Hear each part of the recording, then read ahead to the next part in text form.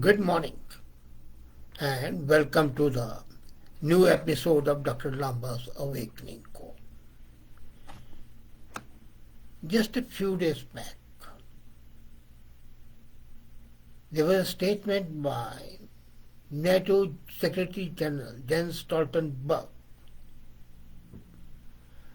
and he was really shocking. He made a statement. We now have a war in Europe on a scale and type we thought belonged to history. So I fail to understand. Does he know history? The NATO Secretary General is supposed to be extremely capable, and this statement he made in reference to the Russian invasion of Ukraine. Nobody says it was justified, as a matter of fact. But to say that the whole of Europe is in a state of war on a scale and type we thought belonged to the history. The last Second World War is not very old. So it's part of history, all right, but it doesn't belong to history. And after that, there have been wars. We have seen how the napalm bombs were thrown in Vietnam, where innocent children were burned. And this was reported by none else than New York Times, with the photographs of the burning children running around. My Lee, of course, that was America, so it was acceptable. There were shocking bombardments in Iraq, in Afghanistan, but then that's acceptable because the war was not in Europe, war was in Middle East, or it was in Asia, and those people are not to be considered at par with the European thing. And then New York Times Thomas Friedman called the Russian invasion a raw 18th century style land and grab. In the 20th century we had Hitler seized Poland. Was it not a raw style, 18th style land grab? If it was not, what was it? So the morning, when I look at these statements, it feels like a movie. But I can't press the off button because the violence is unbelievable. I believe. It's unreal. And many of the statements of this type contain an implicit assumption about the human nature. And now, people who say that the war is something which is not there, no. War, and I'll quote von Waltech, the famous military general of Germany, peace is a dream, and not even a beautiful dream. War is a part of God's order of the earth. If that is so, then why say that this war is a throwback of the 18th style land grab? And then the whole of Europe is burning? Isn't that just a fantasy? Or the purpose may be to inflame people, to excite their passions, so that the more mercenaries come. There were reports that about thousands of the mercenaries were killed in the bombardment. Fine. As a matter of fact, the mercenaries are like jihadis. And if they're killed, it's because of their own inviting death. Anyway, we believe, the human beings have always believed that we are improving. We are becoming more human. As a matter of fact, man was born as a predator. And that predator instinct is always present in the human beings. In the 18th century, we were more primitive, more savage, and more barbaric. So, does it mean that Putin's invasion is a throwback to a less sophisticated era? Maybe.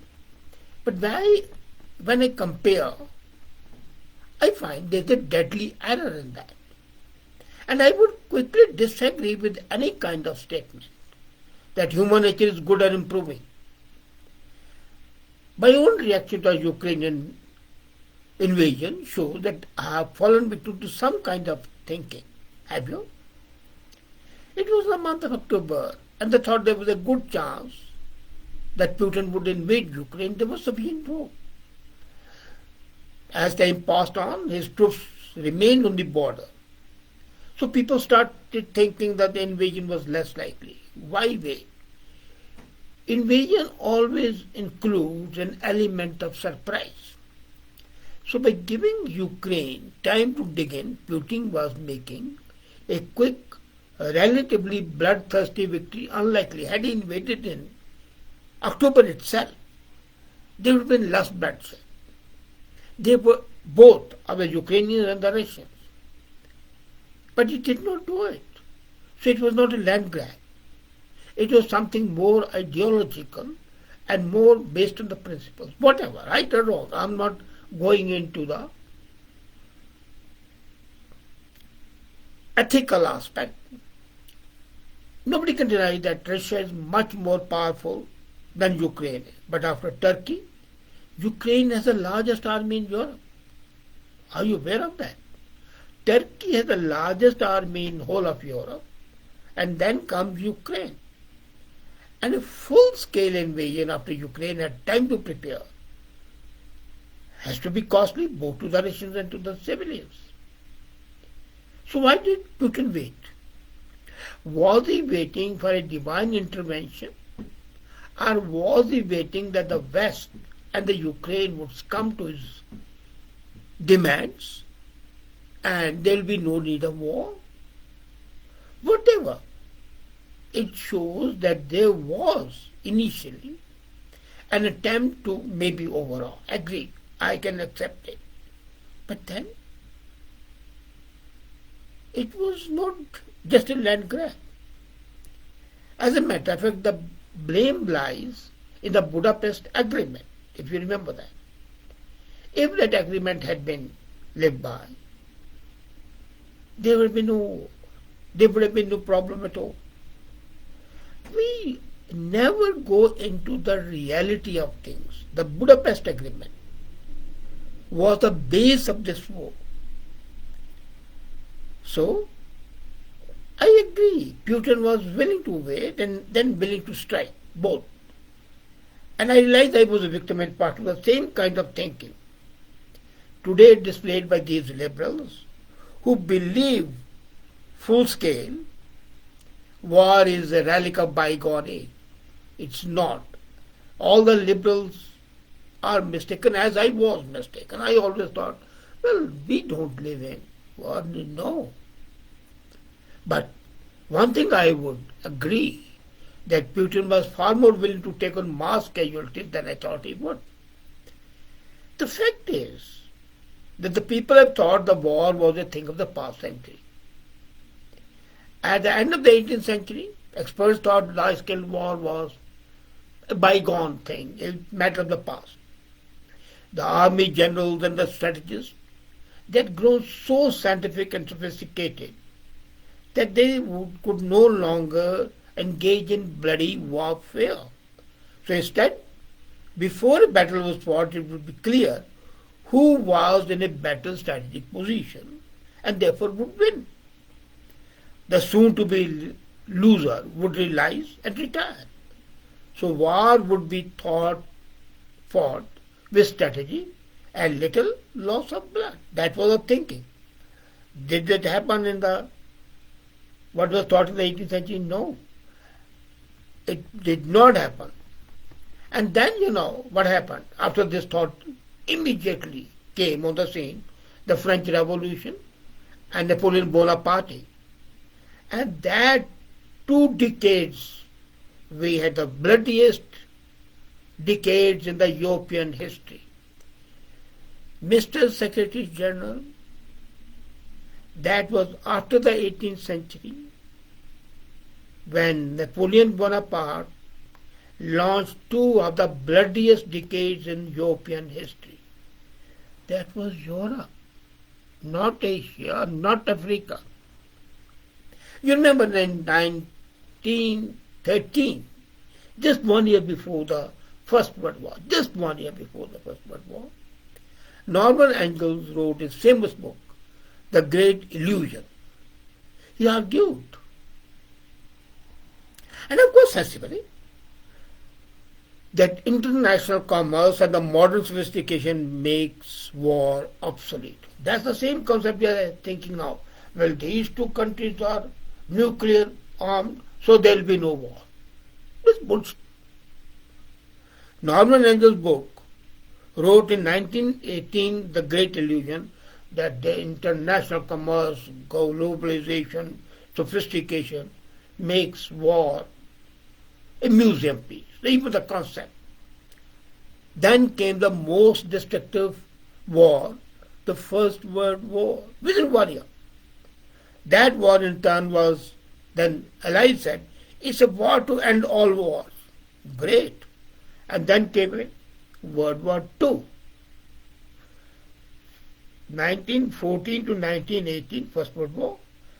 And then in 43, 42, we had the Second World War. So why is it that we human beings, and intelligent human beings like the Europeans and the Americans, make the same mistake again and again? There is a tendency to look upon peace as normal and war as abnormal.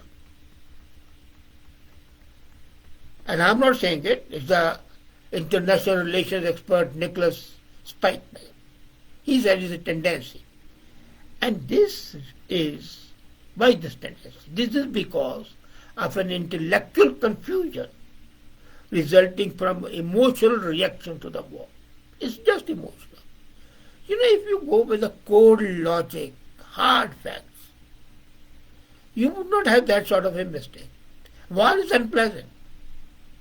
But do not forget, war is an inherent part of the state system composed of the sovereign independent units.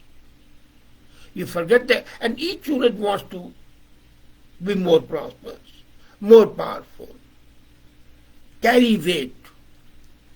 And when we forget this reality,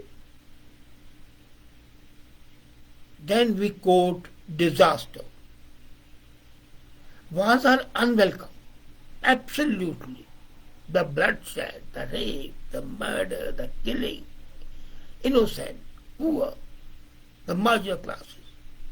But war has been a constant phenomenon in international relations in all periods of history.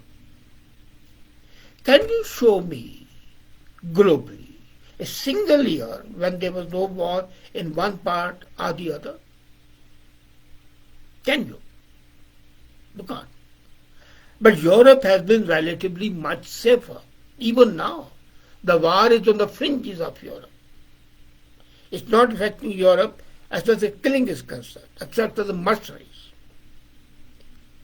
So that's a part of the answer. But a deeper truth is that we are consistently underestimating human nature. I was reading a book by Hans Morgenthau, and he writes, and I'm paraphrasing it because I read it quite some time back. Human mind in its day-to-day operations cannot bear to look for the truth of the politics straight in the face, and that's a fact. Truth as far as the politics is concerned is absolutely unbelievable. So, what happens? It disguises, distorts, belittles, and embellishes the truth. The more so, the more the individual is actually involved in the process of politics, and particularly those in the international politics. For those who deceive themselves about the nature of politics and the role, those people play on political scene, and the normal man is able to live contentedly as a political animal. That's it. If we look at the world and we say that a man is basically good, we are figuring out how to avoid wars and improve our society. But then there's another thing. We are telling ourselves, I'm good, I have a good heart, meaning thereby you are not good. If we say man is a fundamentally flawed creature and is incapable of living in peace, we are always acknowledging that we are flawed. All human beings are flawed. So the last week of the war has brought this passage so vividly to life. We live in the world as beasts. Vladimir Putin cares little about flattening cities. But don't forget, he did that in Chechnya many years ago. And that's what USA did in Syria, Iraq, Libya. So if we really understand this lesson, we should not have been surprised by anything over the last week. And to say that war, large-scale war in Europe, is a fantasy. As far as Europe is concerned, it's more of an economic war than a real war. And the last 70 years have been really like peaceful, if you say they are peaceful, which I don't agree. And it's not because we have resolved the issues or we have improved ourselves. Can I tell you that even after Ukraine, it will be peaceful one way or the other in a matter of days. But after the Ukraine, very few will wake up. And most people will tell themselves, Putin is a bad man. Okay, but is he the only bad man? And then they will pat themselves on the back. We are good. We have fixed our problems. No, you have not fixed the problem. You have, in fact, seeded more problems, not fixed them. It's the start of the other problem. So you have, until and unless you change your perceptions, you change your thinking pattern, this matter would continue. And the sooner you do that, the better it will be. But then the political leaders, thinkers, philosophers have to understand the human nature. And the best way is that we enjoin such people as the new leader of Chile has come up, that okay, we are what we are and we look to the people. If the political leaders start thinking for the good of the people, of their own people, not of others, maybe the wars would lessen their intensity. But to think that there will be no wars, well, that's another fancy. And the sooner we get rid of that fancy, the better it would be. Thank you.